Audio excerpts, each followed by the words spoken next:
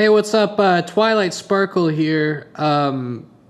Being that I am hundreds and hundreds of thousands of years old at this point in my life, I decided it might be fun to take a look at some of my older work from before all of my friends,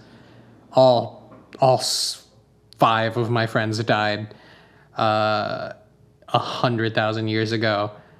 And it might be interesting to take a look at some of the work that I did, do some commentary, do some touch-ups, and put it out in a place where people can actually get it. Because if YouTube comments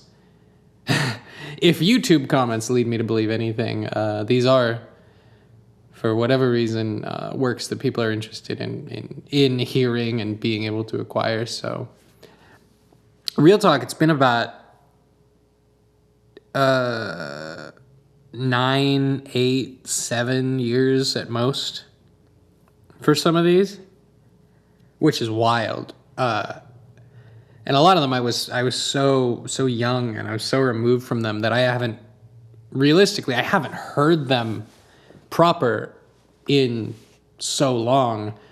None of these are things that I decided when I was doing the remasters project last year.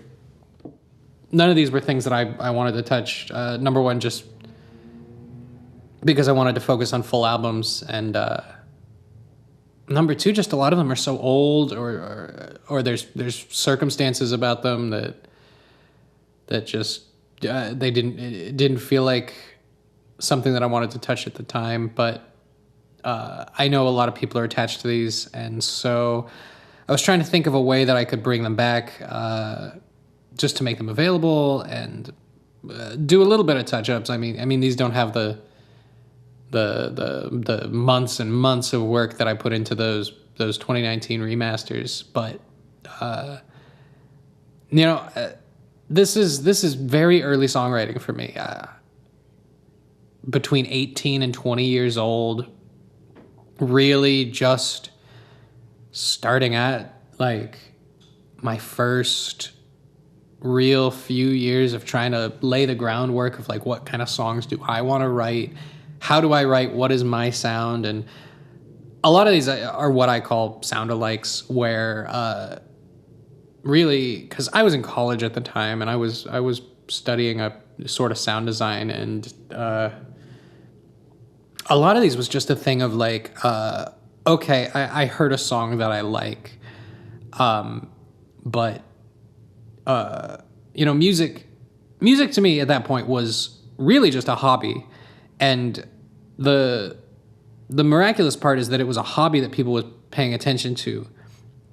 So for me, I would take songs that I liked and I would try and deconstruct what made those songs, like what elements put together created that song. And I would try and figure out, mostly for the purpose of study and for the purpose of practice, try and build my own versions. And My Little Pony was a great muse for that, because I didn't really have to hang around too much thinking about subject matter. I could really get into just the nitty-gritty of really workshopping songwriting and trying to learn the ropes of what was going on. And I certainly cannot say that I'm proud of every single one of these songs.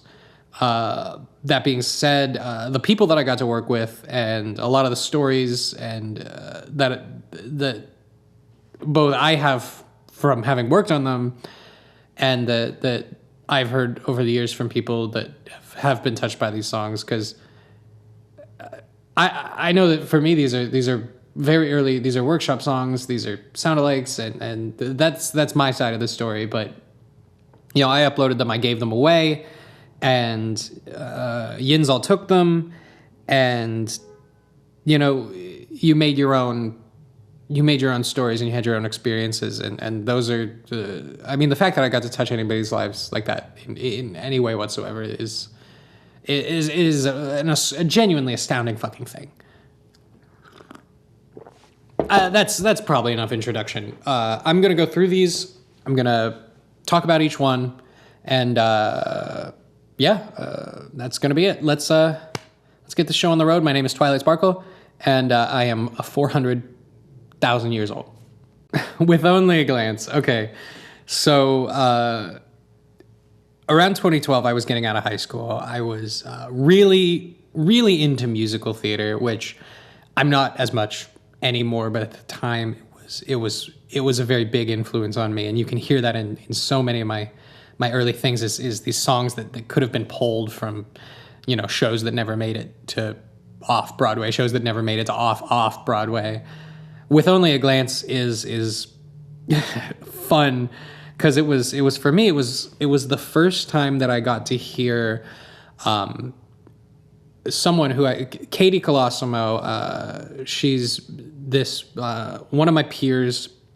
She played in this jazz group called Something Tasty, who never went anywhere, but God, if you can find those recordings, they're really something else.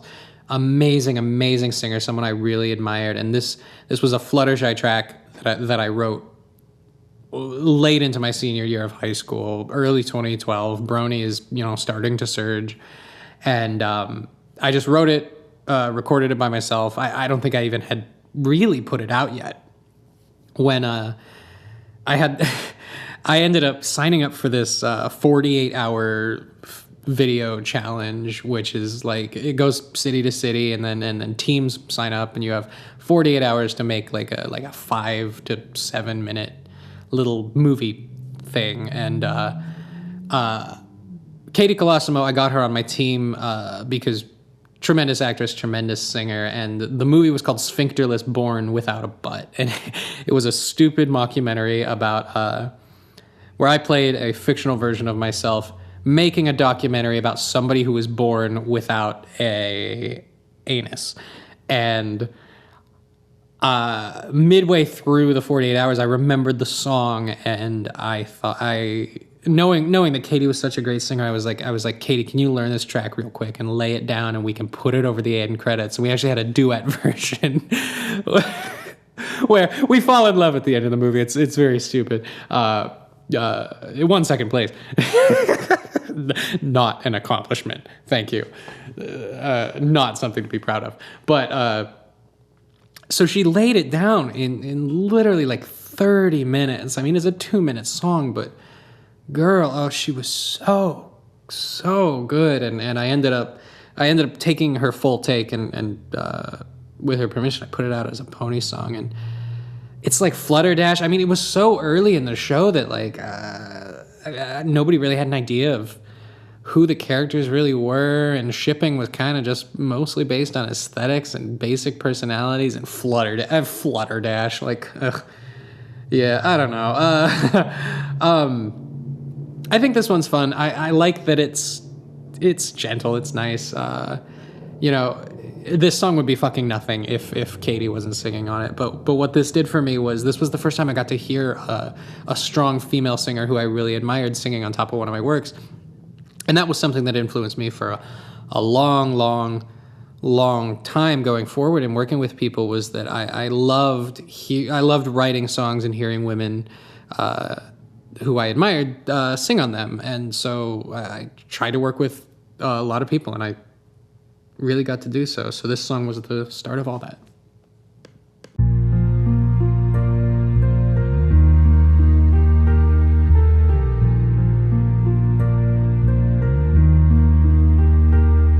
With only a glance, you opened my eyes to so many wonders I never knew, an unwanted trance, and caught by surprise, the spell I am under is forever you. Through all the defense on my face, you gave me a sense of my place. With only a glance, you gave me my chance.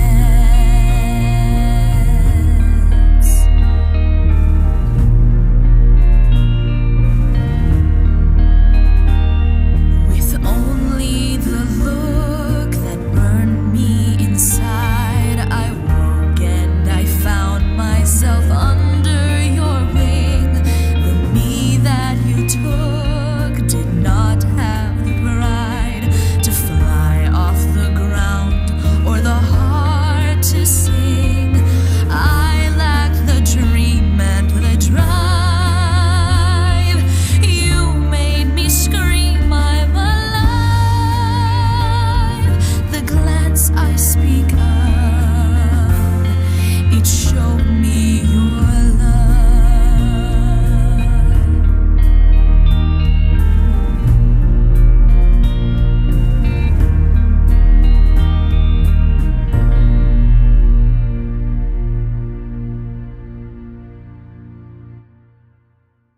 In early 2012, I started working on a song called San Francisco, and the hook was, when I go to San Francisco, I'm gonna something else. I don't fucking remember. But that eventually turned into a song that I was doing with Shady Vox, where I was gonna be, I can't remember who was which princess, but it was home, and it was me and Shady Vox. And it was actually going to be one of my first Brony songs, but I don't know. I don't even remember what ended up happening with that, but me and Shady ended up working on some other thing, and Eileen Monty, and Shady, we all knew each other since, 2007, and so we was talking in a group chat, and we was talking about the song, bouncing it back and forth, when Eileen, heard it, wanted to sing on it. And so, with Eileen as Luna, I was like, what, or Celestia, which one is she? Eileen is Luna. Yeah, Eileen was Luna. And, God, yeah. No, with Eileen as Luna, I was like, well, I can't do Eileen as Luna and me as Celestia. I gotta find a Celestia. So it took, God, 6 months from that point to find Celestia, and I ended up finding Jen, or MJ, as she's known. And what's really funny about this song is that we made this promo video leading up to it. It was going to premiere on fucking Celestia Radio. And Celestia Radio, yeah. We made this silly promo video about how the song was like unfinished and it was down to the wire. And what's funny is we made that almost a month in advance, and it ended up coming true, where we almost missed the premiere waiting for some last minute vocals. And one of the reasons the song is so fucking touch and go is because it was literally finished maybe 13 minutes before it aired for the first time. And then it aired, I went home, did a couple more touch-ups, and I put it out into the world. And it became my biggest Brony hit, biggest thing till fucking Stay Calm, fucking rest in peace. I'd like to think this song gave Eileen Monty and MJ, gave them work forever and ever and ever afterwards, playing those two characters. I can tell you that if I hadn't put them together, somebody else would have. It was a match made in fucking heaven. This is a fun little song. I hated doing it live. It always fucked up the flow of the show, but it was my biggest song. I had to do it, and those are the concessions that you make to make people happy. It's a fun little treat. I really do appreciate this song, and made me a lot of money.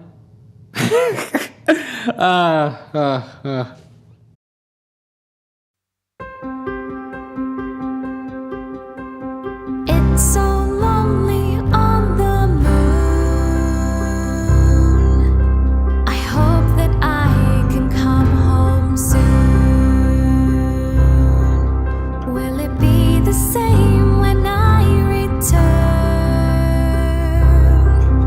I know there's a lesson I have learned.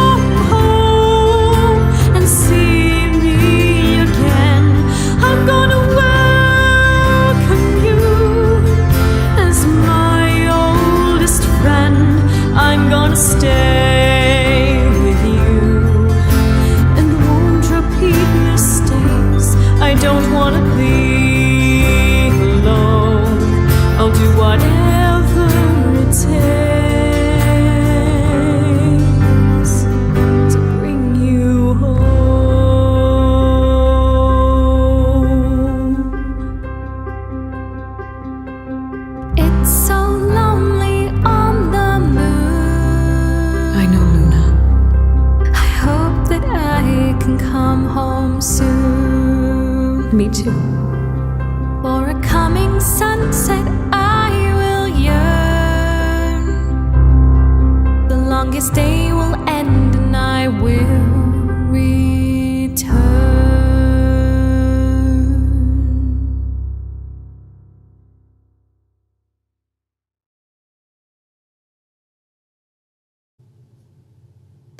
Ponky was someone I had been aware of for about a year at that point. I think Space is a Waste. Space is a Waste, and God, there was something else, and I can't remember what it was, but Space is a Waste stands out to me as one of the first Ponky things that I heard, and I was just blown away by this guy's voice and strong theatrical presence. And this was around the time that my interest in musical theater was starting to evolve a little bit, but I felt like Ponky was somebody who would be really good to write for, because he had such a pure theatrical presence. And I was kicking around this idea of maybe doing an album of headcanon songs about like an old war in Equestria. And that's a concept album I never made. I ended up doing Autumn Nights instead. But the story of meeting Ponky was I got in touch with him finally after reaching out over the course of maybe a year, just a few times, just trying to get through to the guy to try and work with him, because I really, really loved his voice. I really loved his voice. And so by the time I get in touch with him, he's like, hey, just FYI, I'm a Mormon. Mormons do this thing where when you turn 19 or whatever, you go on a mission trip for 2 years where you don't have contact with the world at all, and you're just off selling God to people, I guess. No harm intended. And I'm like, oh, okay, well, I have this song I'm working on. It's like a theatrical thing from Applejack's father's perspective. And Ponky's like, well, tell you what, I'm going into the studio, because he paid for studio time to do his recordings, which is one of the reasons he was one of the reasons that you didn't see a lot of Ponky is when he wanted vocals recorded, he had to go to a studio and pay for the time. And he's like, listen, I have a session tomorrow.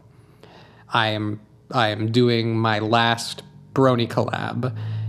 And if you can get me an instrumental by tomorrow morning, I can squeeze in one take of the song. And meanwhile, the song was not done in any way, shape, or form.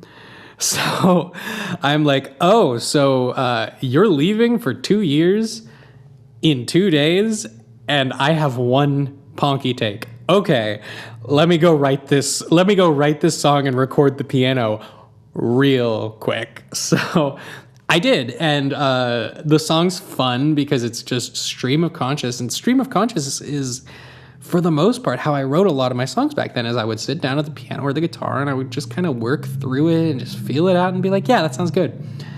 But this time it was under extreme circumstances. I went down, I plugged in an electric piano to my laptop. I just spent a couple hours writing it, laying down that track, sent it over to him. He sent back the take. I ended up sitting on it for months and months and months, and eventually I got Socratic Brony to... Socratic Brony, I think, ended up doing some great shit on Pink Side of the Moon. Got him to do the fucking orchestral for me, because I was at the point where I was just like, I don't know what to do with this. But I ended up... Yeah, it was really an amazing performance, and it's got to be my most theatrical song that I wrote from Pony. And looking back, it's like, who better to have done that than Ponky? And what an interesting set of circumstances that could really only happen once in a lifetime, right?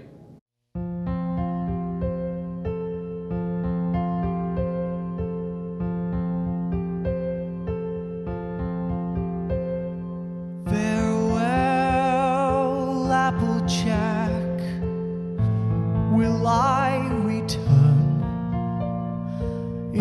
if I don't come back, don't let it burn inside of you. Farewell, Applejack.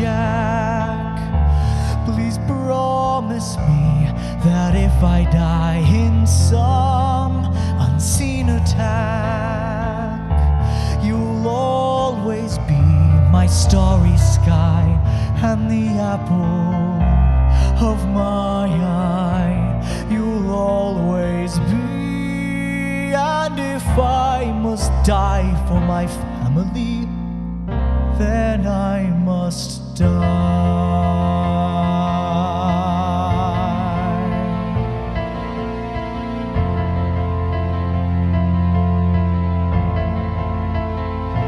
And so I must fight, and what I will be is a soldier thrown upon the fair lands, moved around like chess with the best behind. What can I give her? Why can I not see? As the wind is blown upon, it can't stand. We're too small to count, but as blood amounts, it fills the rivers. Is this a war? Is it a story we will tell? Take good care of my hat, you wear it well.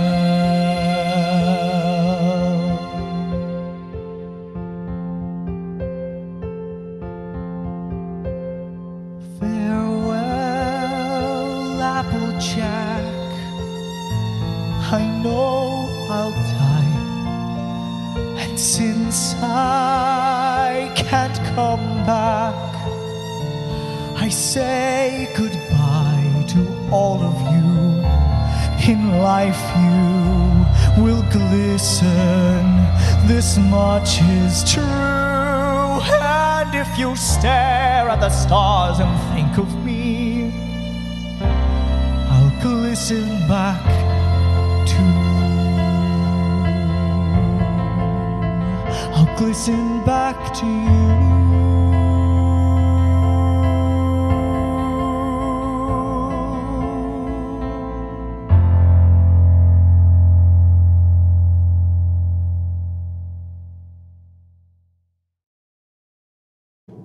In early 2013, I got in touch with La Soldat Pony via email, and I pitched the idea of doing a song together. This was somebody who I really in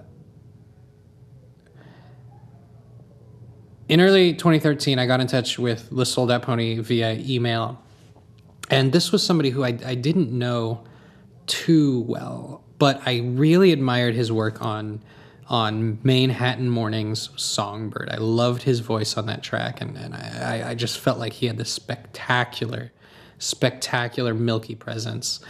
And the first song I pitched him was I Can't Live Like This Anymore from Autumn Nights, but what we ended up going with was this song Eternity, which samples an old Corelli Jacobs production library vinyl called Music to Grow Plants.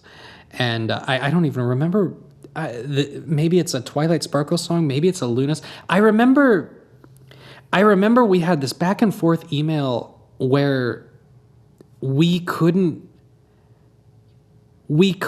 figure out who the song was about. I wrote the song, and I guess I sent it to him, and he thought it was about Luna, but I thought it was about Twilight. But looking back, I don't know. Really? It might have even been the other way around. But honestly, I think my only gripe with this song is that it doesn't show him off enough. And it was one of the last times I ever heard from him before his famous disappearance from the public eye in 2014. And I had a couple other things that we was planning to work on, and just never panned out. But the fact that I got to work with him, and considering the fact that in early 2014 or whatever, I think maybe late 13, he he put out fucking Before These Mighty Skies, which is to this day my favorite album of all time. And I look back at this track and I'm like, oh my God, that's La Soldat Pony. Like not somebody that a lot of people got to work with, and you got this fucking chance to work with him, and you made you can barely fucking hear his vocals, and I give myself grace because the La Soldat Pony that I so admired from Before These Mighty Skies and Artemis and everything, and that guy didn't exist yet. I had heard him on one track, and something that I did back then was that if I heard somebody on a track and I liked them, I reached out, and sometimes it panned out, sometimes it didn't. But this was just another one of those times where, because this was all a hobby to me. It was just something I was learning and just doing for fun, and I had a lot of fun. And God, I love God, Soldat. Milky vocals, just like butter.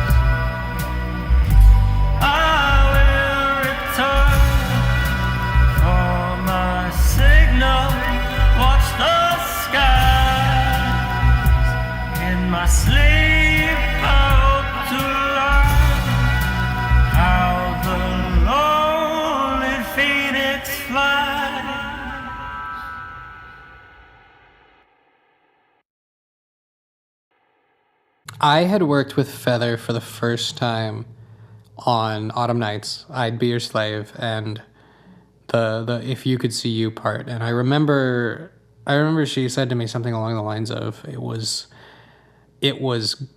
great to get to sing on a song with some substance. Don't blame a dog for eating a dog. And I remember being like, okay, Feather, I love you. I'm.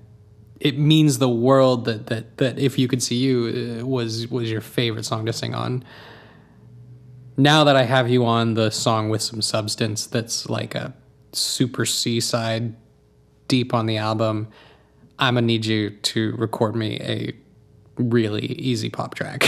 And she did, and she killed it. And I mean, this is like a Lana Del Rey sort of ripoff joint. It's fine. A lot of people liked it. But yeah, just sort of Luna song. Feather killed it. There's so little story to this one.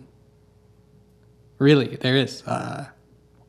This came a little bit after Autumn Nights, where I was this and Chrissy's Lullaby. They were two tracks that I was not sure if I was going to put out, because they just felt so after putting out Autumn Nights and kind of being at a point where I didn't really feel like I wanted to do like straight brony music anymore, at least not in the way that it had been done, where you just sort of write a song about a character, slap their picture on it, and put it up. Like, I don't know, that as a medium and as a convention of the genre, that whole thing was starting to feel so cheap, and I really wanted to explore some deeper ways to take the material, and so this one I almost didn't put it out.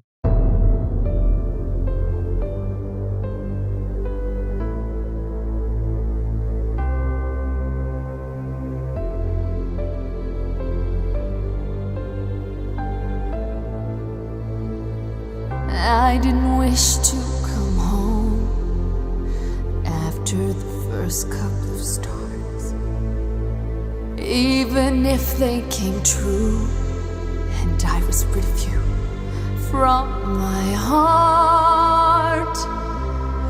How could I live with myself, with the ex I had wished? How could I keep a straight face if you let me come back after this? Will I regret all the things that led to the words I said on my own? Will you forget all my darkest times here and now that I'm coming home? Is this just all that I am? Is this just all that I'll be? I'm old, far older than you've ever been. I have delved to the depths of my mind, far beyond any reaches that you've ever seen. I've lived thousands of lives of all kinds. Children have lived and have loved and have died. I have kept them awake and I helped them survive. But I can't save everyone, know that I've tried. That's the burden of staying alive. Will I regret all the things that led to the words I said on my own? Will you forget all my darkest times here and now that I'm coming home? Is this just all that I am? Is this just all that I'll be? I'm trapped in a vessel. It's sharp, thorned, and cold. You've known me, dear sister, since times of old. I pray you see through this my stable dawn. I am not too far gone. I'm just dug so deep I can't breathe. It's lonely down here. I drink hate, I eat fear. I just need someone to believe. Will I regret all the things that led to the words I said on my own? Will you forget all my darkest times, here and now that I'm coming home? Is this just all that I am? Is this just all that I'll be? This is all I am.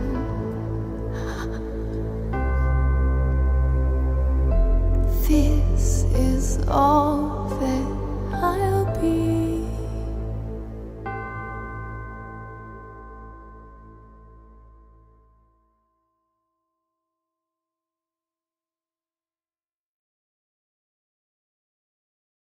Eileen recorded Chrissy's Lullaby for me around the same time that she recorded Home, and I held on to it for almost a year.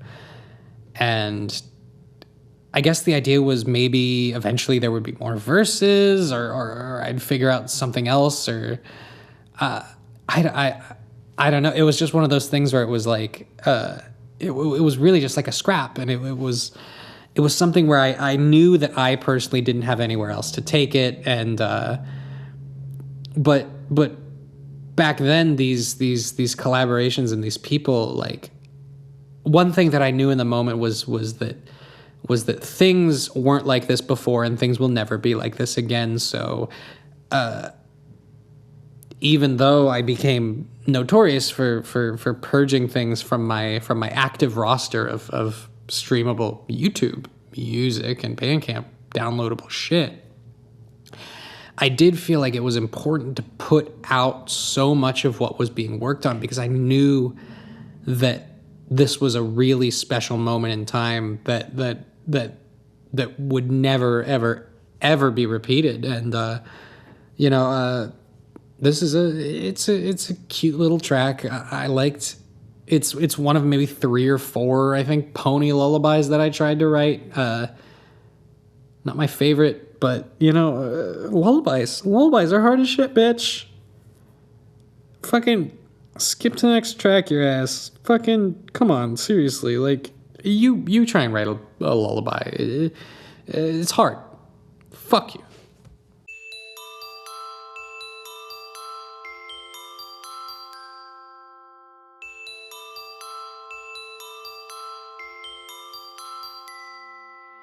Come now, my children, please gather and lay. Night will soon burn out of the fires that brought us the day. Your queen will return. I'll bring you your prize, a feast that is blessed. Here at the sunrise, it's now you must rest and dream of the night we break through the dome and finally assure that we have found home.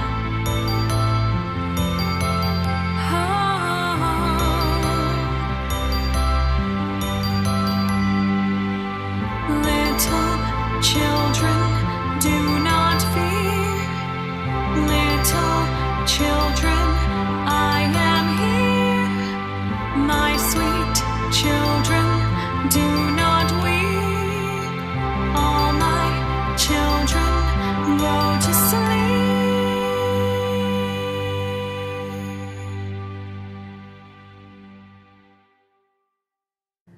So touch was wild, because it started as a drunk improvisation literally on a Yamaha keyboard with some built-in like players effects, where you could press a button and it would play some chords for you, and you could change the chords you were playing and it would play a little beat. And I got so drunk one night, and I made this album called General Tso's Chicken, which, by the way, only has 8 downloads, period, and I don't have it, and nobody I've ever reached out to has it. So if you have General Tso's Chicken, please reach out to me via the email on this Bandcamp and send me a copy, please, please, please. But it was this drunk improv song, and I liked it enough that I was like, okay, this might be something. So I got my friend Stephen A.D., who I worked with a number of times over the years, whose songwriting I always admired. He helped me do the drums because I was at a point where I was at the point in my songwriting where I was starting to try to refine and define my own personal sound a little bit, but I was also becoming aware of what my personal weaknesses were, and I was interested in recruiting other people for different parts of things to try and overcome some of those weaknesses. Steven ended up doing the drums, and I reached out to Forever Free Brony, and someone who I don't know. I think I had only heard Three's a Team, and I really liked that track. I just loved his voice. And I wanted to get him to sing the hook, and I reached out to him, and he was like, hey, listen, so I'm a Mormon. And I'm like, are you fucking shitting me? And he's like, I'm a Mormon. I'm 19 years old. I am about to go on a 2-year mission in a couple days. And I'm like, are you fucking shitting me?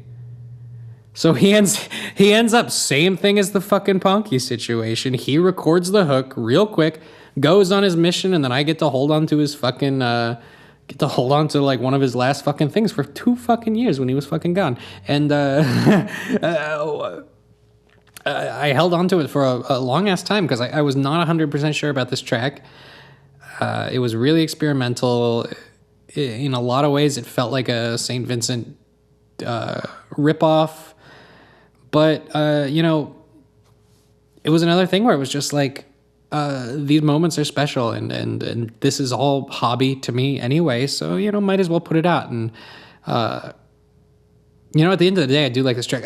Mixed by Rain, Snow, Hail, I think. Also did Leaking from Eternal. A fun little track. I think my favorite part is the hook, and my other favorite part is the tritones. Because tritones are really hard to pull off, and somehow they work here. But God, if I was doing this track today, I would strip out probably 50% of the sounds going on and just really let this song breathe. You're done putting up with me. Just the sort of kind of pity where you say goodbye and then I go. Hope you have fun in your city, see you pretty, now I'll hit the road.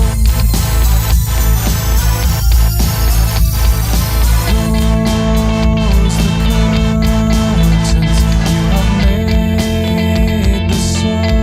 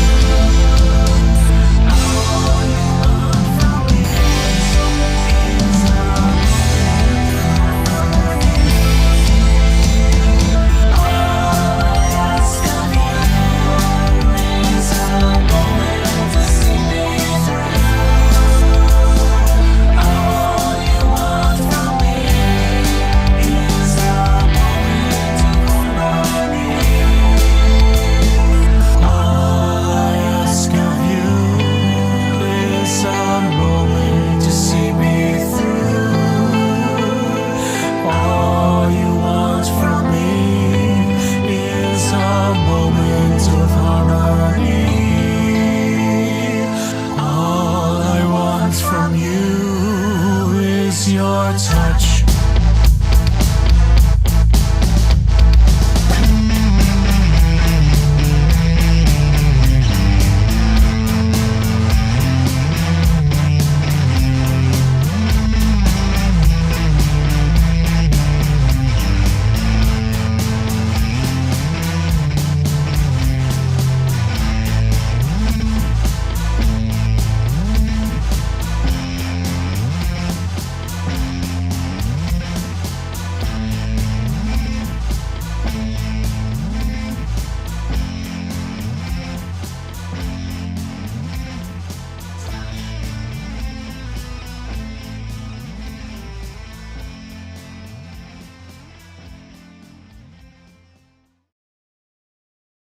I was deep into the Julian Moon character, which was this thing that I did after Autumn Nights, where I was starting to realize that there might be more potential to my music than just hobby, but I didn't feel like I was at a point yet where I could take it seriously in that way, because I felt like there was still so much for me to learn, and so I wanted something that I could do to sort of hide away from all these people who were suddenly looking at me after I'd put out this fucking dark ass fucking dank Final Scratch concept album. And so I came up with this character, Julian Moon, who I changed my look, I changed my style, I hid. And while I was doing that, and I started to gain this sort of anti-notoriety for being this fucking weirdo who would fucking delete shit and change their fucking name and be confusing in ways that the infrastructure of the internet wasn't really adapted to handle at the time. This person popped up out of the blue called Why Did I Make a Song About Horses? Just one day on YouTube with just two really interesting folk punk tracks.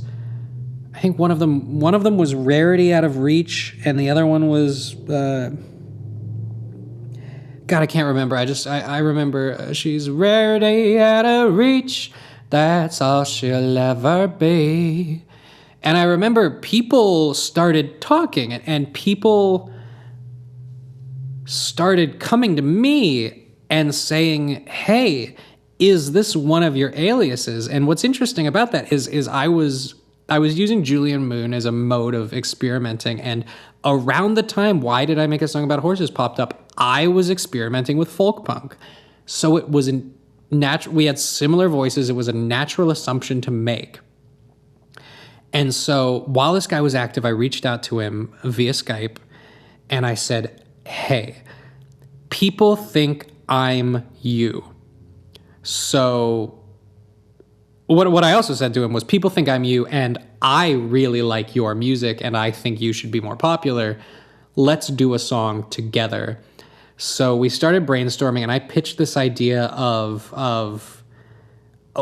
what I said to the guy was, what if we did a song called Raised by Griffons, and I said to him, imagine the sort of like fast folk punk convention of like a barnyard band, like the kind of thing where the kind of song where the lead singer would sing a line like, I was born in a barn, I was raised by Griffons.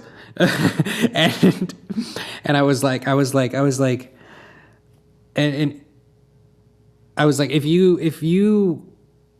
you come up with something based on that, and he had an idea right off the bat. He and I were right on the same fucking page. And he's like, I've got an idea. I'm gonna go record something right now. And I'm like, tell you what, whatever you do, if you write a verse, a chorus, whatever, just record some extra blank guitar playing for me to sing over, and even if we don't use it, it'll just be for the purpose of songwriting, sending it back and forth. So he records the song that you hear, Raised by Griffons, this whole thing. he writes and records it in a matter of hours. And imagine that my vocals aren't there at all. Everywhere where my vocals was just blank. So he writes and records this whole thing in a matter of hours, sends it to me in an MP3, logs off, and never logs back in again. Aside from, I think he posted maybe 3 or 4 more tracks on YouTube and deleted them again days later. But he sends this thing to me and I'm like, well, shit, what do I do with this? Like we never got to the point of the collab where we were going to talk like distribution and shit or finishing but in the spirit of folk punk, I feel like I have to finish this and put it out, even though I'm going to be fucking rendering it from MP3. So I did. I wrote a second verse, I did some harmonies, and I put it out. And to this day, I believe there are still fucking holdouts who think that Why Did I Make a Song About Horses was just one of my aliases. But I swear to fucking God, I swear on my fucking life and my Christian-ass values, Twilight Sparkle's a Christian.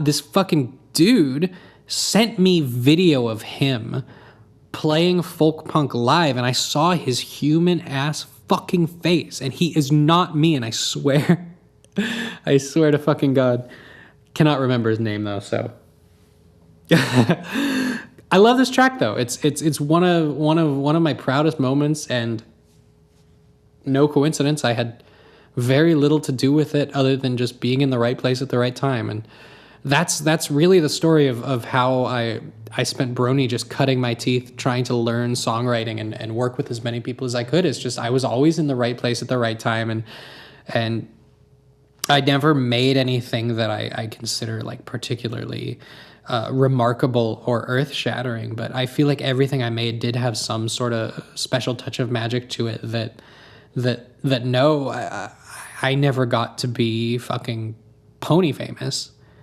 Real talk.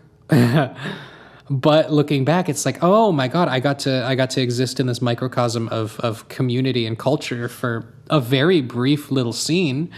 And I got to use that as a chance to cut my teeth and learn so much and work with great people. And that is something for which, I'm eternally grateful. And the magic moments that happened there, they happened. And there's no taking that back. And that's one of the great things about God's green earth. I was raised by Griffons, and from the moment I opened my eyes, I saw this life was not an easy ride. It can't be balloons and smiles, smiles, smiles all the time. I'll give you a piece of my mind. It's hard to not look down on you from a bird's eye view, and it's hard to consider your thoughts when they keep getting in the way of all my podcasts. I know there are 2 sides to every story, but I'm not reading yours because reading is boring. I will not read yours because reading is boring. That's not fair. Feelings weird, expecting an apology, Claire. That's not being honest to myself. I'm spitting out the brutal truth like yes, you nurses weren't prepared. Cause I'll never conform to your society, and I don't give a hoot about your princess hierarchies. I'm gonna do me, and you're gonna do you, and then we'll never talk to each other again. Everybody has to mold, even dreams of the wonderfuls. Cause I never saw Mass Lightning, never beat Big 14. Cause my mom and dad had talents, goodbye dreams. Even junior speedsters rained on my parade. Something plumage in a flight suit, something false and be afraid. Well, I got something for you, something you're a Griffin nerd, and I hope I'm never part of your herd. Well, I hope I'm never part of your herd. That's not fair. And I'd like you to do everything, we'd be a perfect pair. That's not fair. I'll go back to flying since it's clear I don't belong here. I'll get out of your rainbow hair, cause I'll never conform to your society, and I don't give a hoot about your princess hierarchies. I'm gonna be doing me, and you're gonna be doing you, and then we'll never talk to each other again. We will never see each other again. We will never speak to each other again. I will never see your face again.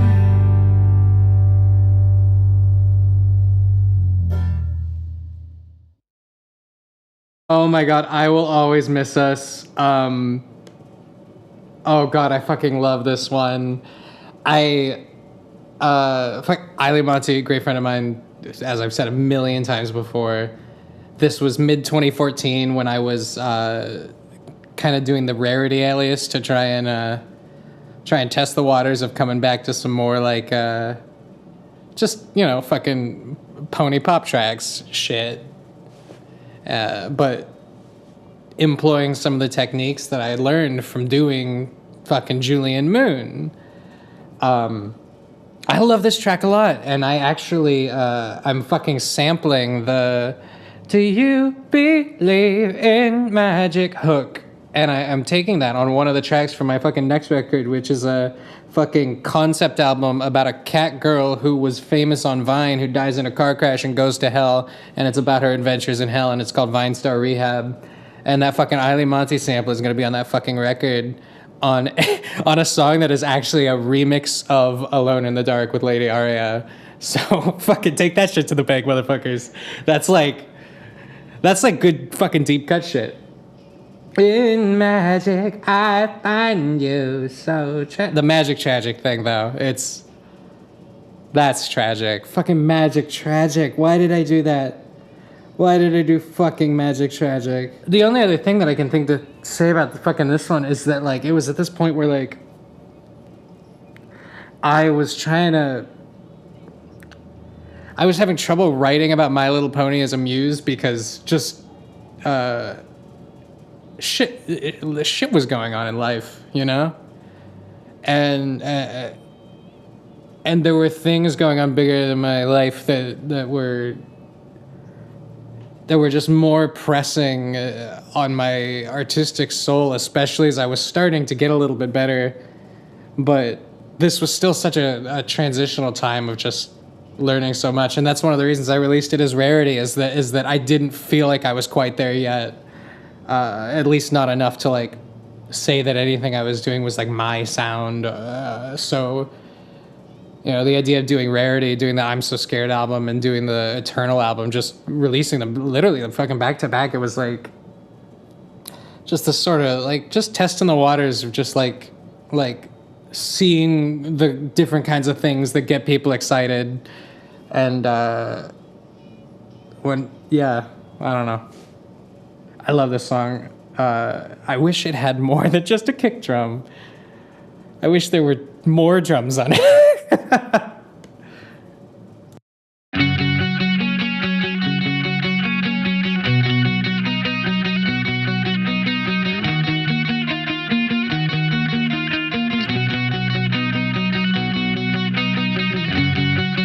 When we met, you conquered me. I was alone, and I built in my retreat a wall of stone, and I never had the chance to say why I felt I was right at home. There was comfort in my cage, the sunshine through. You taught me how to quell my rage, how to stay cool, and I never thought I'd see a day when I was without you. But things can't be the same, there's no one to blame. We sang and so it goes, and so from here, who knows?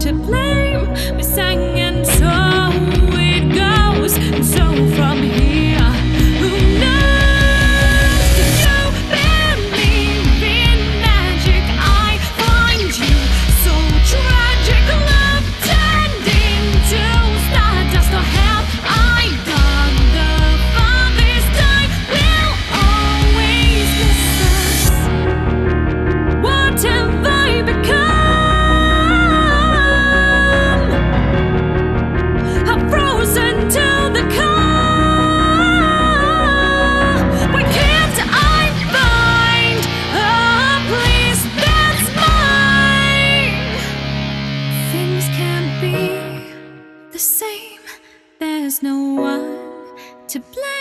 We sang and so it goes, and so from here, who knows? Did you believe in magic? I find you so tragic. Love turned into stardust, or have I got the farthest? Did you believe in magic? I find you so tragic. Love turned into stardust, or have I got the farthest? I will always miss us.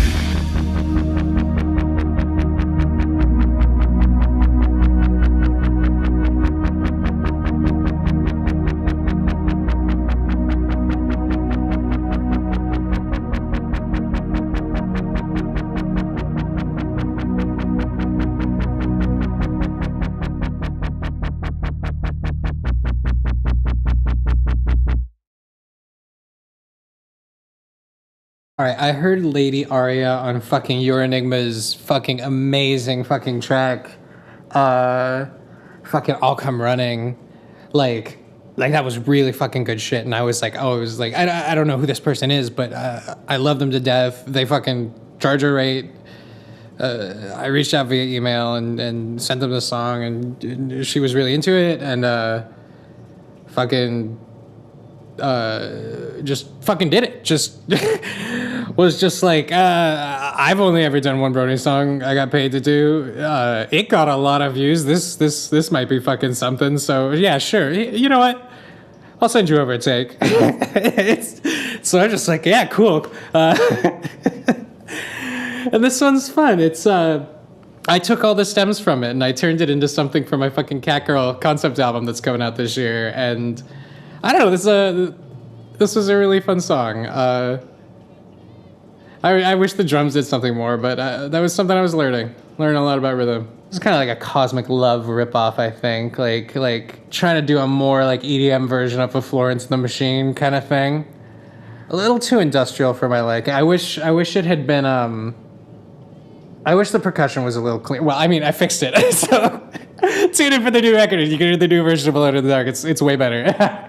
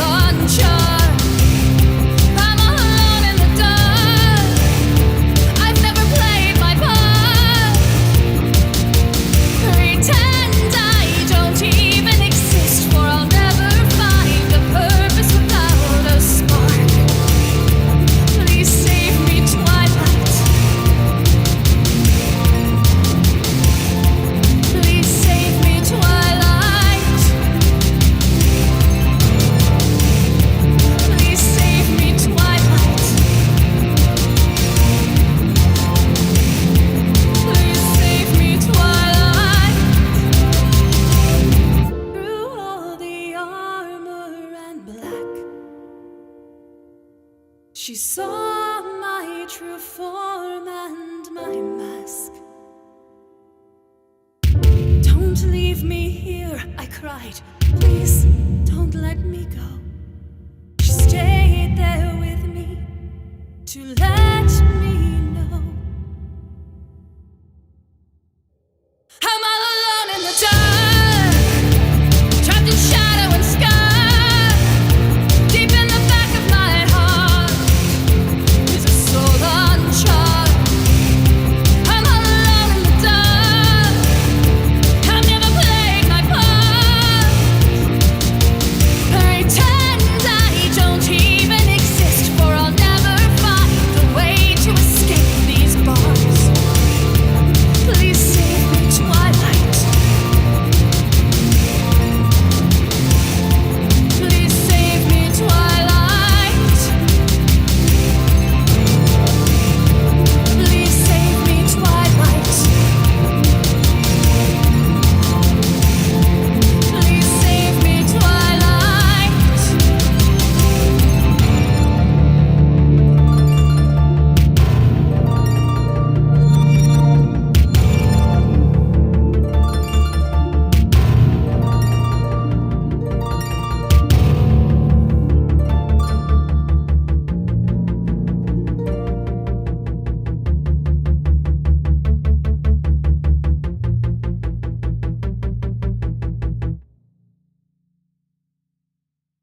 Okay, fucking Bridle Street, I will admit, is a huge ripoff of Bar Lights from Fun. Like, there's nothing to say that can't be said without first saying that this is a absolute ripoff of Bar Lights by Fun. And the reason is because I was working on a sequel to Autumn Nights, and Autumn Nights was this like sort of ponification of Some Nights in a lot of ways, but it also kind of got a lot out of hand and kind of became its own thing in a lot of ways, but also kind of not, and really went off the rails. And after that, I was like, I want to do a Chryssy concept album. I want to do a Chryssy double concept album. And the plan was going to be 4 interconnected EPs. It wasn't going to be a double album because I'm a pretentious fucking ball of fuckwad shitcakes. Like, it was going to be a quadruple EP about Trixie Lulamoon. And Magic Show was the opener. Trixie was the closer. This was going to be somewhere in the middle. There was an arc where someone gets murdered and Trixie helps detectives figure it out. There was an arc where there was going to be this recurring theme of like different ways that unicorns can like make music using their magic, like on a macro scale, like standing on a cliff above a forest, like moving trees and wind around, and then on a micro scale of like just like with blades of grass in a meadow. I don't know, it was stupid shit. And then it did not happen, but it turned into I'm So Scared. So, and I'm So Scared it is what it is. It's interesting. Fucking Sax Brony.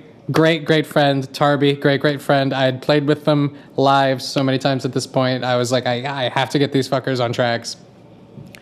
And fucking Tarby, he's on Let's Rob a Bank and fucking all the space I've taken up. And fucking Sax Brony toured with me in fucking Soft Girl.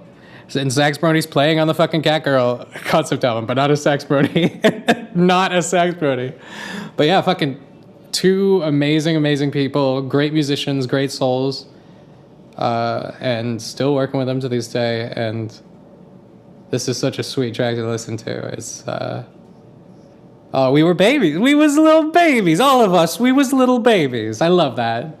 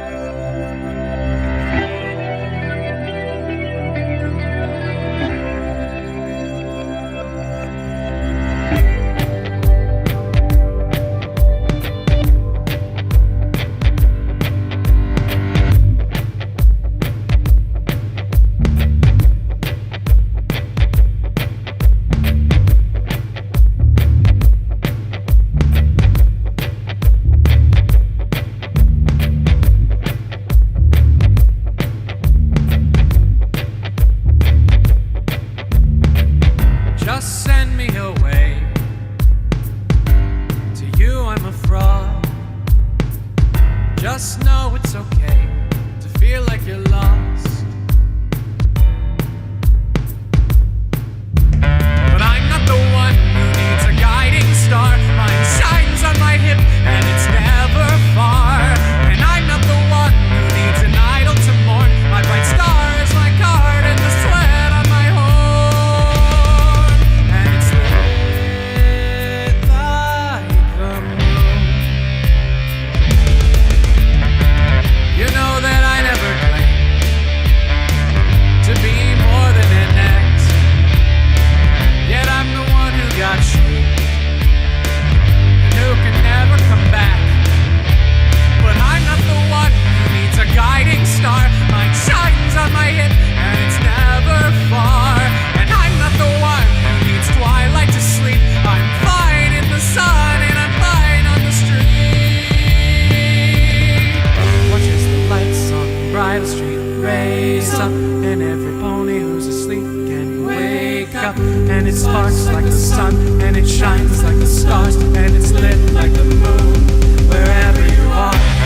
Where are the girls on nights like this? If I saw her every day walking with her hair freshly curled, would she notice I exist? She was burned in that fire and her face has been scarred, but she's still beautiful and she's cool and in charge. And I hear folks playing, singing neighborhood songs, secret clubs that they made where I don't belong. But I know it's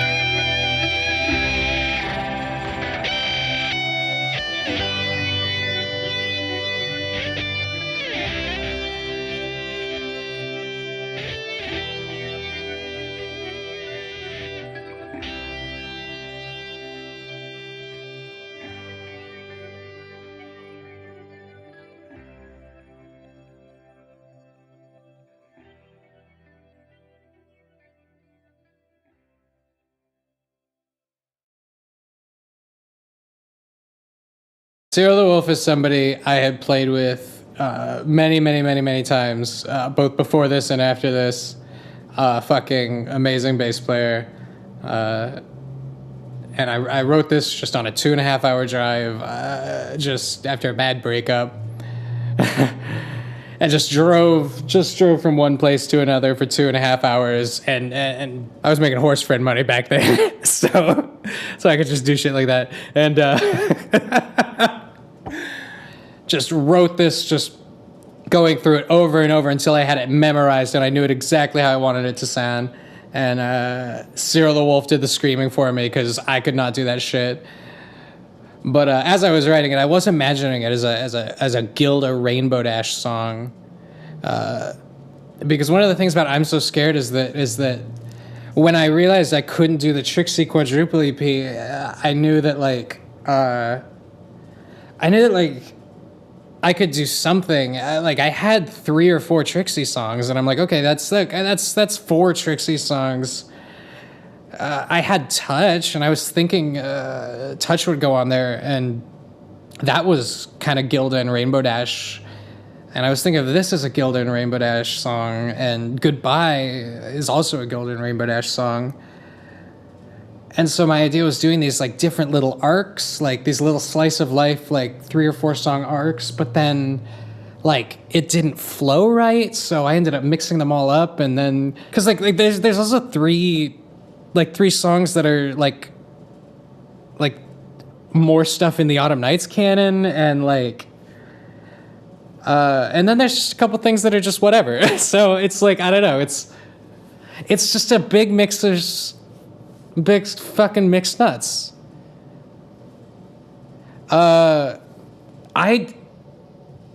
Somebody did the fucking horns on this, and I literally don't remember who did the fucking horns, so I'm sorry. I'm so sorry.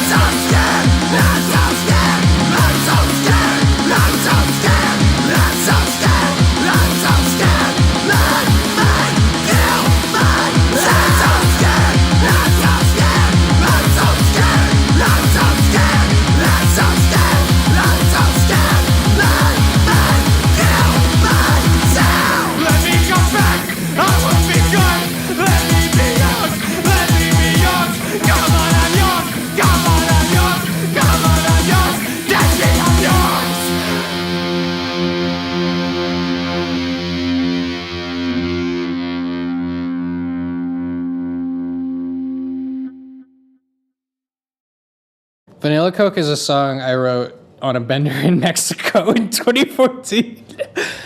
Oh, why do I say these things? There's a song I wrote on a bender in Mexico in 2014, and Stephen A.D., brilliant person, amazing producer, someone I've loved working with and singing for, amazing composer too. Did the whole beat. One of many collaborations me and Stephen did.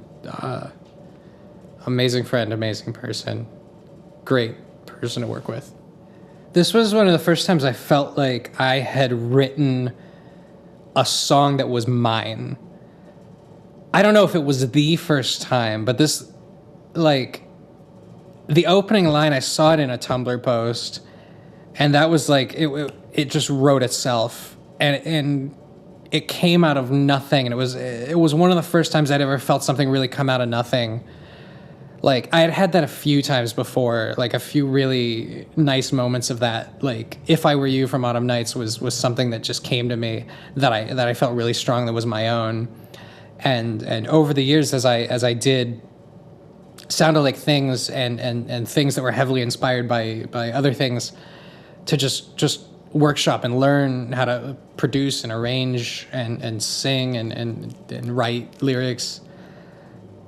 Once I started to see the common denominators in what led to things coming out that felt like they were truly my own hybridizations of my own fucking like soul, I could kind of hone in on it and get closer and closer to it. And I like this song a lot, but it's so fucking weird. It is a weird fucking song, but you know what? I'm a weird fucking person. What's the sweetest thing you've tasted? What's the drink you call divine? Have you let your time be wasted? Is your mission much like mine? I got lipstick stains on Capri Sun caps. I can tell you I'm a mess. I got no idea why they're saying that. Come on, baby, just confess. I want your love.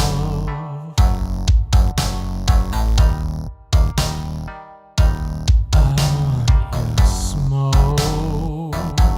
Vanilla Coke.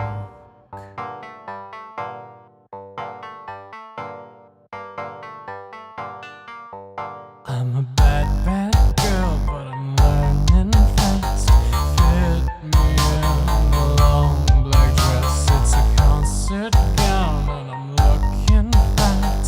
Works in progress, work for less. I want your love.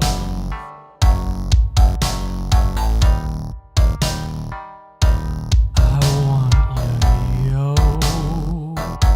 Vanilla Coke.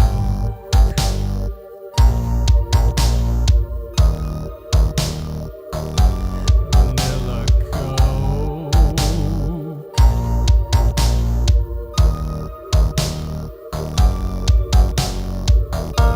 I'm gonna fill my car with vices.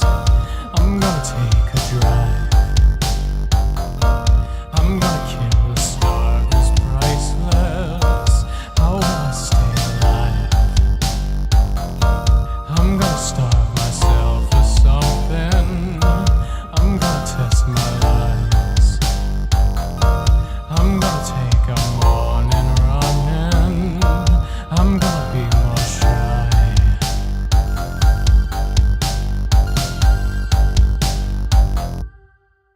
You got no idea about the pain I'm in. Come on, baby, just pretend. Got a cum stained skirt and it's much too thin. It'll do for now and when I want your love.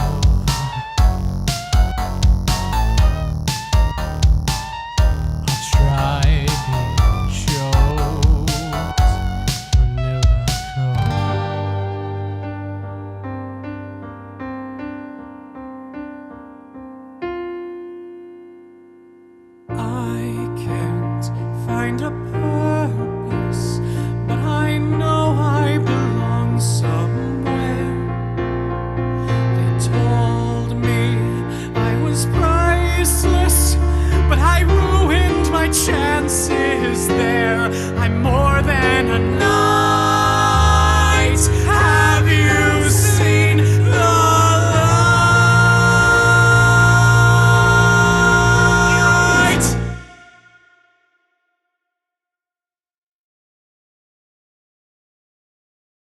Have You Seen the Light? Another fucking beat by Stephen A.D. Composed by one I worked with on Autumn Nights. Worked with on a lot of things. I would describe our relationship as, over the years, we, for God, 2-3 years, we just would casually work back and forth with each other with just basically the two of us would, with no real expectations from each other at all, we would just kind of work on things together, just respecting each other as artists and occasionally going back and forth with creative projects. And there was no real expectation between either one of us in any way whatsoever. Famously, I sang on song Stay Calm, which got over 100 million streams. It's a lot of streams. Monetized streams. Yeah. Like $40,000 worth of monetized streams between YouTube and Spotify and Apple Music and iTunes and Napster.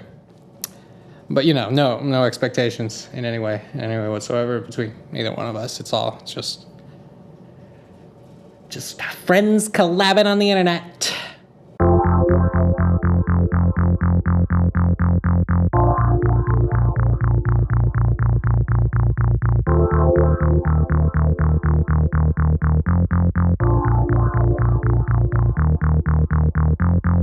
I'm just a poet who's got nothing to say, and I'm walking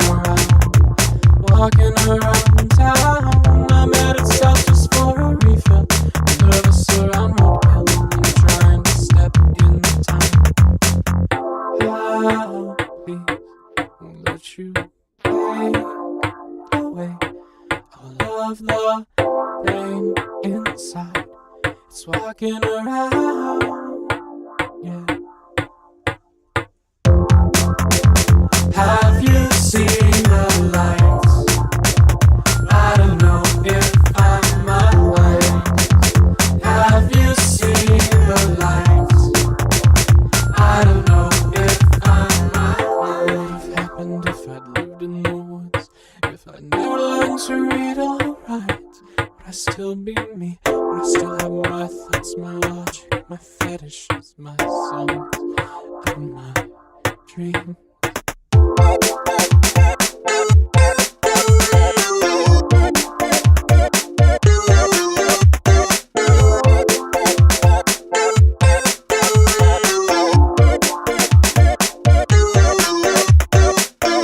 Autumn night and I'm walking about on the water. Baby, the water.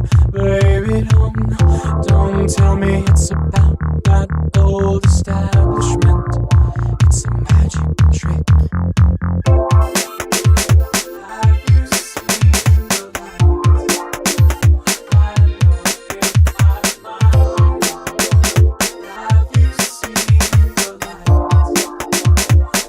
seen the lights? I don't know if I'm mine. Have you seen the lights? I don't know if I'm mine. Have you seen the lights? I don't know if I'm mine. Have you seen the lights? I don't know if I'm mine. I don't know if I don't mind. I don't know if I don't mind. I don't know if I don't mind. I don't know if I don't mind. I don't know if I don't mind. All right, goodbye, Jen, MJ, someone I've talked about before. She was one of the people I collaborated with the most. One of my favorite people to work with. I mean, I shouldn't be here on the internet on hackamore.bandcamp.com picking favorites, but no, genuinely from the bottom of my heart, very, very great person to work with. Such a fucking great soul.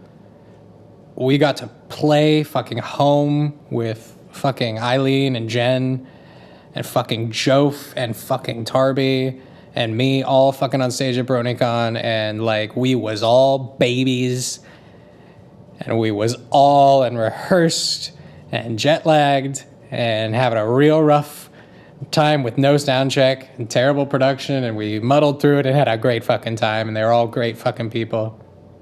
Jen was amazing to work with, and basically what I loved about Jen and what a fucking just astonishing professional she was is that, like, whenever I just had something,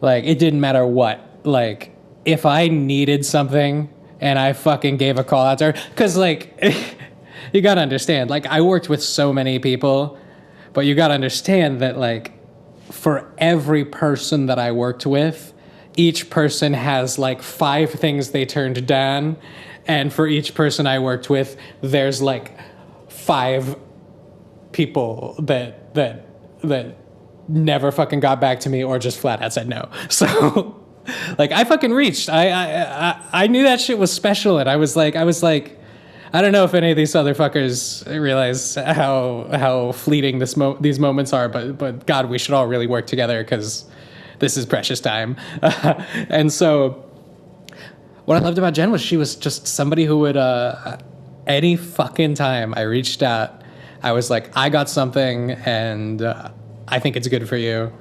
And she would just fucking send me back a bunch of takes and let me do whatever I want.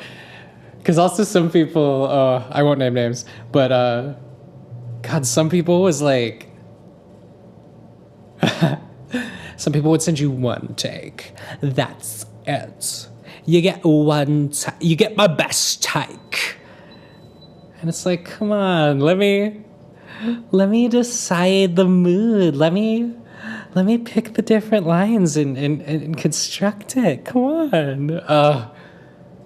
Oh my God. I had a great time. I think this is the last one, so I'm going to make these my closing thoughts here.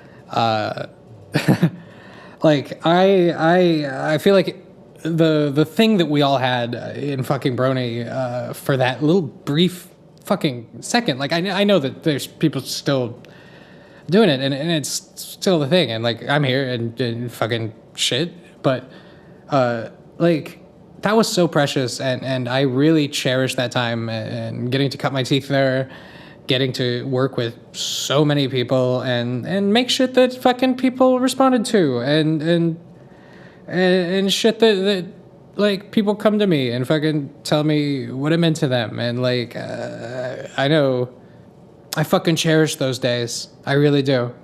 And I hope fucking yins all do too. Like, seriously, like, that was good shit. And yeah, shit, we're all still around. Like, most of us.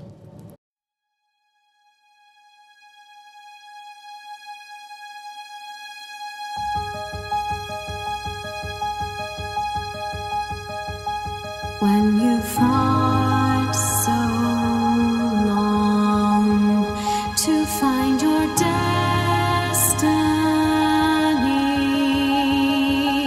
feel you don't belong, and your hope is fleeting. Have no fear. I'm still here. I have held your hope in the skies, but you need to open your eyes and find it in you. You may travel on to worlds I'll never know, was touched at dawn by the sun's first glowing caverns old, or mountains cold. You may find your shelter from rain, but first you must let yourself change and find it in you.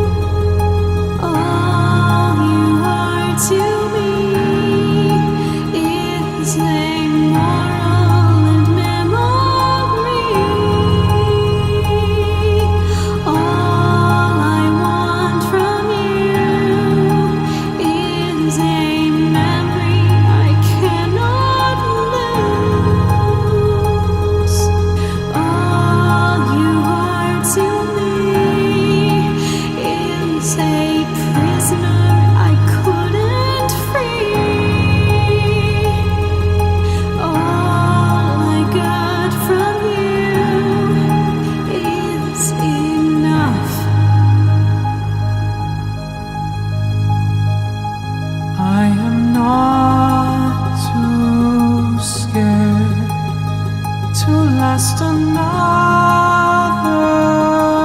night.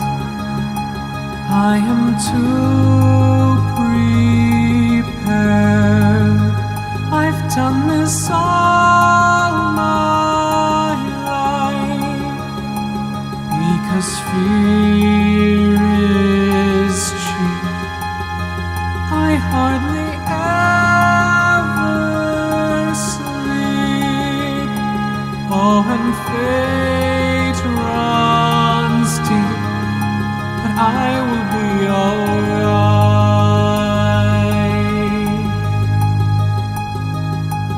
All I want from you is a sweet passing smile or two. All you were to me was my muse and my misery. All I want from you, not a moment, I've not a clue. All you are to me is a person I cannot be. All I want to say is goodbye.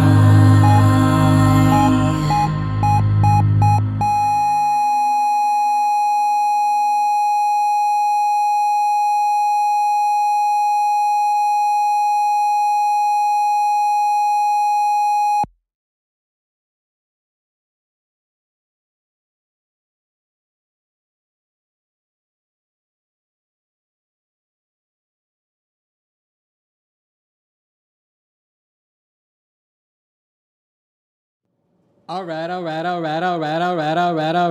Now, ladies, I said what's cooler than being ice cool? Ice cold. No, I said, what's cooler than being ice cool? Ice cold. I can't hear you. All right. Now, ladies. Yeah? I said, what's cooler than being ice cold? Iced coffee. Iced coffee.